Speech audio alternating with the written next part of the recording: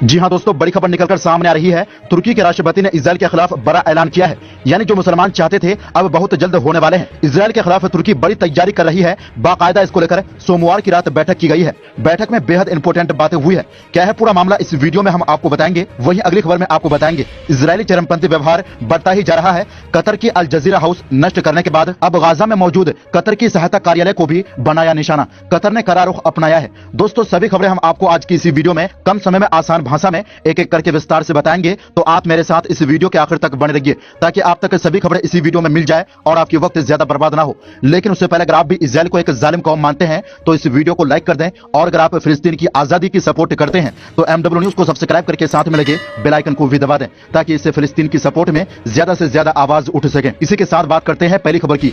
जी हां दोस्तों, तुर्की में सोमवार शाम की बैठक बेहद महत्वपूर्ण हुई है। अब तुर्की बहुत जल्द मैदान में उतरने जा रहे हैं और इजराइल को एक आतंकवादी घोषित किया है। किन किन मुद्दों पर चर्चा हुई और किन्हें गुप्त रखा गया है, इस पर बात करते हैं। दरअसल दोस्तों, राष्ट्रपति रजब तैयब एर्दोगान ने सोमवार देर रात यरूशलेम के लिए एक नया प्रशासन स्थापित करने का प्रस्ताव रखा। प्रेसिडेंशियल कॉम्प्लेक्स में एक प्रेस कॉन्फ्रेंस में बोलते हुए एर्दोगान ने इस विचार का प्रस्ताव रखा कि तुर्की राजनीतिक और सैन्य रूप से हर कदम पर समर्थन करेगा। यानी दोस्तों अब तुर्की हर वो देश की मदद करेंगे जो इजराइल के खिलाफ मैदान में उतरेंगे, राजनीतिक तरीके से भी और सैनिक यानी डिफेंस हथियार वगैरह जो भी लेना पड़े उनको देंगे। खुद तुर्की के राष्ट्रपति सोमवार की देर रात संवाददाताओं से यह बात कही है ताकि मुस्लिम दुनिया इकट्ठा हो और इजराइल के खिलाफ मैदान में उतरे। सिर्फ तुर्की दूसरों को ही नहीं, खुद मैदान में उतरने का ऐलान किया है। दोस्तों सबसे पहले मैं आपको यहां पर तुर्की के नक्शा के बारे में बता दूं। अगर तुर्की इजराइल को सबक सिखाना चाहेंगे तो कितना आसान है। जैसे कि आप नक्शा देख सकते हैं, तुर्की की बिल्कुल सटे सीरिया है, सीरिया में तुर्की की काफी पकड़ है और सीरिया से बिल्कुल सटे इजराइल, और यहां पर तुर्की के लिए बहुत आसानी हो जाती है।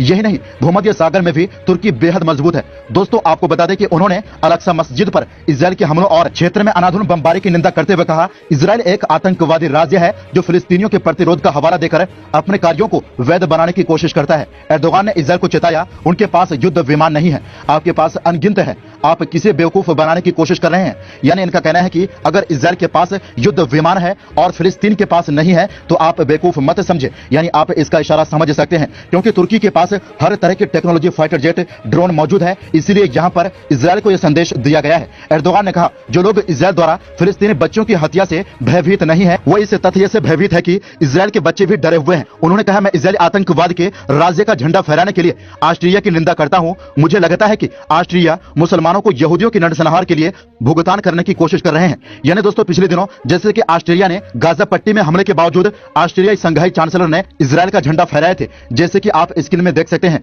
जिसको लेकर ईरान के विदेश मंत्री ने भी ऑस्ट्रिया की दौरा रद्द कर दी थी। इसी को लेकर तुर्की के राष्ट्रपति ने कहा, क्या ऑस्ट्रेलिया यहूदी द्वारा मुसलमानों की नरसंहार देखना चाहते हैं। दोस्तों अब जो मैं आपको बताने जा रहा हूं, जिसे सुनकर आप भी कहेंगे इजरायली यहूदी चरमपंथी की मुसलमानों के खिलाफ कितनी गंदी सोच है। आपको बता दें कि तुर्की के राष्ट्रपति ने इजरायल के एक पूर्व प्रधानमंत्री के साथ हुई बातचीत का भी खुलासा किया, जिसकी पहचान का उन्होंने खुलासा नहीं किया। उन्होंने कहा, एक पूर्व इजरायली प्रधानमंत्री, मैं उनका नाम नहीं देने जा रहा हूं, उन्होंने मुझे सालों पहले बताया था कि उन्हें सबसे बड़ी खुशी थी जब उन्होंने एक सामान्य के रूप में अपनी सैन्य सेवा के दौरान फिलिस्तीनियों को मारे थे। यानी दोस्तों आप सोच सकते हैं कि कितनी गंदी सोच है इन लोगों के दिमाग में। यही काम अब भी जारी रखा गया है। एर्दोगान ने अमेरिकी राष्ट्रपति जो बाइडेन द्वारा इजराइल को हथियारों की बिक्री की मंजूरी की भी आलोचना की। उन्होंने कहा, आप इजराइल का समर्थन करके खूनी हाथों से इतिहास में नीचे जा रहे हैं जो एक असंगत मामले में गाजा पर हमला करता है। उन्होंने यरूशलेम का जिक्र करते हुए कहा, आपने हमें यह कहने के लिए मजबूर किया, हम चुप नहीं रहेंगे और हम अपने अल कुद्दुस संघर्ष को जारी रखने जा रहे हैं। यानी दोस्तों अब तुर्की के राष्ट्रपति चुप नहीं बैठेंगे और बहुत जल्द इजराइल की परखच्चे उड़ा देंगे।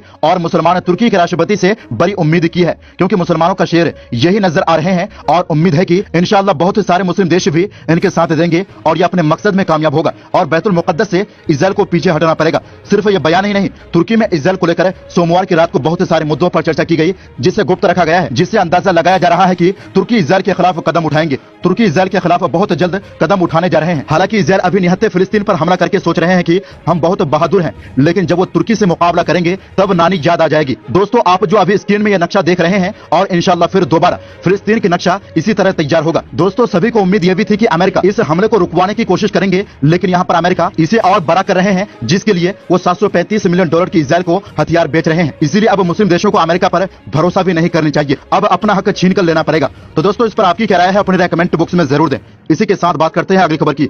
जी हां दोस्तों, कतर के विदेश मंत्रालय ने फिलिस्तीन में घिरी गाजा पट्टी में कतरी रेड क्रिसेंट इमारत पर इजरायली हमले की सोमवार को निंदा की। मंत्रालय ने एक बयान में कहा कि मानवीय और मीडिया संस्थानों को निशाना बनाना मानवीय मानदंडों और मूल्यों के खिलाफ अंतर्राष्ट्रीय कानून का स्पष्ट उल्लंघन है। बयान में कहा गया है, कतर अंतर्राष्ट्रीय समुदाय से इस पापपूर्ण कृत्य की निंदा करने और कब्जे वाले क्षेत्रों में इजरायल के निरंतर अपराधों को समाप्त करने और नागरिकों, पत्रकारों, चिकित्सकों और मानवीय कार्यकर्ताओं की रक्षा करने के लिए और प्रयास करने का आह्वान करता है। इसके अलावा कतर ने फिलिस्तीनी उद्देश्य और फिलिस्तीन के लोगों के लिए अपने समर्थन की पुष्टि की। यानी दोस्तों कतर की रेड क्रिसेंट यानी कतर गाजा पट्टी में लोगों को जो सहायता दे रही थी उनकी कार्यालय को, यानी एक तरह से समझे तो उनकी गोदाम को ही निशाना बनाया।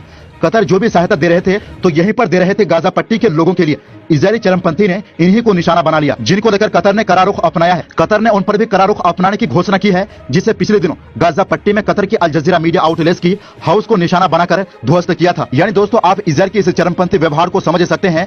जो इन्हें सपोर्ट करते हैं उनमें और इनमें कोई फर्क नहीं, क्योंकि जानवर के ही साथ रहना पसंद करते हैं। कुछ लोग इजरायल को सपोर्ट करते हैं और सिर्फ इस वजह से कि इजरायल मुसलमानों पर हमला करते हैं। कुछ लोगों के दिमाग में मुसलमानों के खिलाफ इतनी नफरत पैदा हो गई कि कहीं भी अगर मुसलमानों पर अत्याचार होते हैं तो ये लोग खुशी मनाते हैं। दोस्तों आपको बता दें कि इजरायल इस बर्बरता को दुनिया से छिपाने के लिए प्रेस यानी न्यूज मीडिया को भी निशाना बनाते हैं, ताकि दुनिया से असलियत को छुपाया जा सके। लेकिन अल जजीरा का साफ कहना है कि इजरायल जो सोच रहे हैं कि हम असलियत नहीं दिखाएंगे और हम इजरायल से डर जाएंगे, तो ऐसा हरगिज ना सोचे। गाजा में जो हो रहा है इजरायल सोच रहे हैं कि ये छुपी रहे, लेकिन हम पूरी दुनिया को दिखाएंगे। दोस्तों आपको बता दें कि फिलिस्तीन में अब तक 212 से भी ज्यादा लोग शहीद हो चुके हैं और जिनमें 60 से भी ज्यादा मासूम बच्चे भी शामिल हैं। तो दोस्तों इस पूरी रिपोर्ट के बारे में आपकी क्या राय है अपनी राय कमेंट बॉक्स में जरूर दें। इस वीडियो में बस इतना ही, फिर मिलते हैं ताजा तरीन खबरों के साथ। तब तक देखते रहिए MW न्यूज।